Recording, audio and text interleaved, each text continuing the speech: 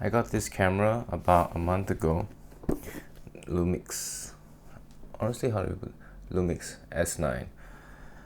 And the purpose I wanted to get this for was as a fun camera, a camera that I can take around with me anywhere, everywhere, something that doesn't promise to be pro, doesn't pretend to be everything and everything, but more of a fun companion that you can bring along and capture life's memories with. And that's something that I was looking for. And honestly, the GH6 that I had before I sold it was quite close to that, just that it was kind of serious looking and attention grabbing in the sense that it's a bulky black object that looks like you want to take life a bit seriously. And it was a serious camera that could do a lot of things, and I enjoyed using it a lot except for the autofocus. So when I sold that to get the G9 Mark II secondhand, I kind of regretted it because I really preferred the ergonomics of the GH6 and a lot of the small nuanced features like the separate folder structure for video and photos, and also the CF Express card was a lot faster.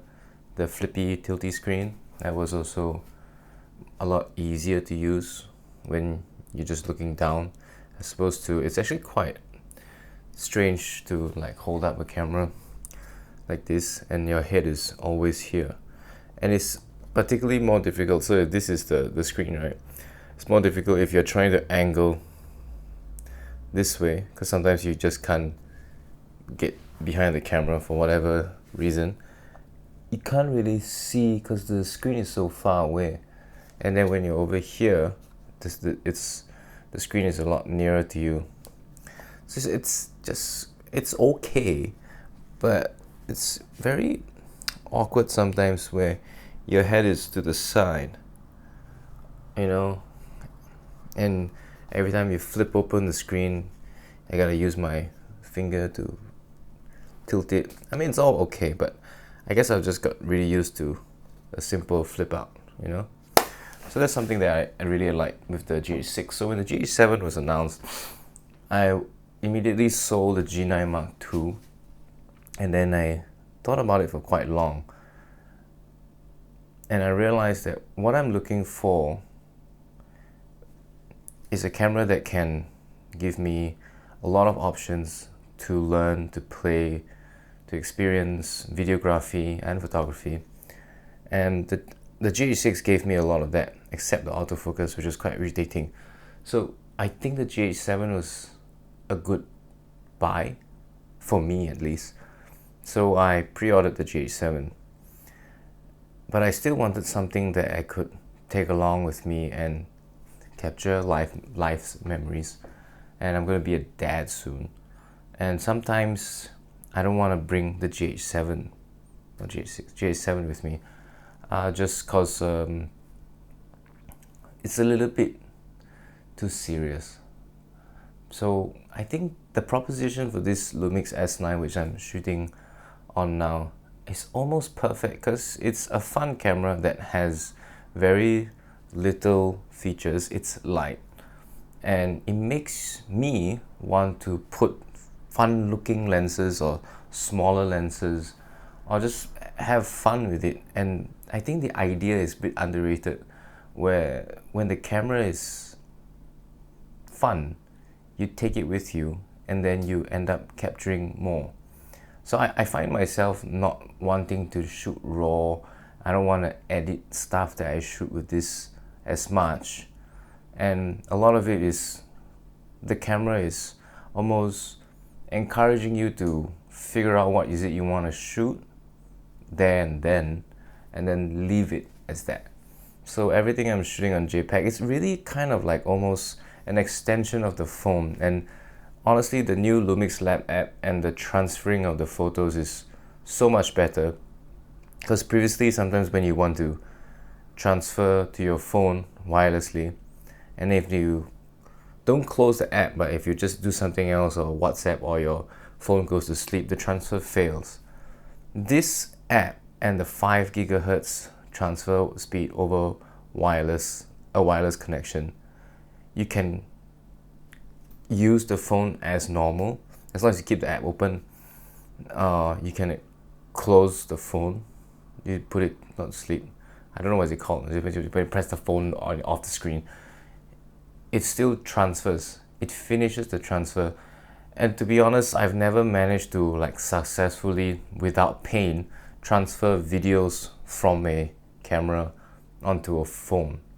And this camera, with its MP4 Lite and all the not professional super high codecs stuff that it promises, the one promise it does is that great JPEGs, easy to transfer video file, open gate, and then that's it.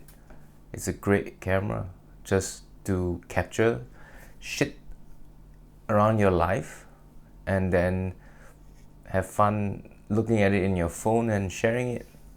And I've never really run into issues with the record limit, because most of the time you're shooting 5-second videos of a bird, of your girlfriend or your wife talking nonsense, or shooting the train moving by. Nobody's shooting 15 minutes worth of life's fleeting moments, because life's fleeting moments flees, right? So actually, I think this camera is perfect. The only problem is it's really hard to find small, at least this is my problem, because I have a whole bunch of Micro Four Thirds lenses. So it's kind of difficult for me to purchase a compact full frame lens that I know may not really exactly look any better than some of the Micro Four Thirds ones, because they end up being very similar. But I think if I buy into the idea of this camera being the fun one, then I think it doesn't matter if I have an overlapping look in the full frame category and the Micro Four Thirds one. So maybe I might want to get some of the f2.8 or f4 compact primes from Sigma, and one day with Lumix also, because right now I'm filming on the 50mm 1.8. I mean, there you go, it's bokeh, and it's been fun. I really enjoy this camera. The biggest thing I don't like about it is actually the Lumix logo. They should make it all black. Anyway, I'm gonna get the GH7 tomorrow, and I'm approaching my record limit. So I think that's another benefit. I don't talk too long, and I think that's it.